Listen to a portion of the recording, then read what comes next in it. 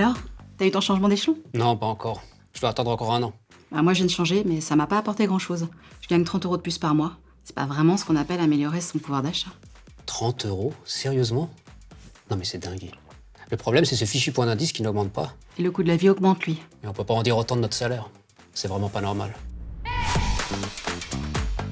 Et oui, le point d'indice stagne. En 20 ans, l'écart entre l'évolution du point d'indice de la fonction publique et l'augmentation de l'inflation n'a cessé de se creuser, pour atteindre aujourd'hui 20%. C'est délirant.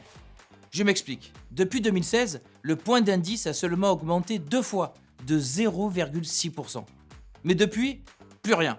Alors que l'inflation, elle, a été de plus de 6% depuis 2016. Prenons les enseignants.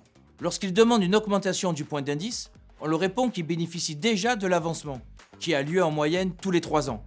Or, l'avancement ne sert pas à revaloriser le point d'indice, mais à valoriser l'expérience et l'acquisition de nouvelles compétences, mais surtout à gravir les échelons. Et puis, ces mêmes enseignants, s'ils ont atteint l'échelon le plus élevé, peuvent parfois plafonner en termes de salaire pendant les 15 dernières années de leur carrière. Certains pourraient dire que pour mettre du beurre dans les épinards, il y a bien les primes. Mais tous les agents n'en bénéficient pas, loin de là. Et si elles peuvent aider sur le moment, elles ne sont pas intégrées au calcul de la retraite. Pour pouvoir bénéficier d'un revenu décent après la fin de sa carrière professionnelle, il faut une progression du pouvoir d'achat. La CFTC demande donc le rattrapage du point d'indice de 20%. Pourquoi 20%? Tout simplement parce que cela représente la perte de pouvoir d'achat depuis 20 ans.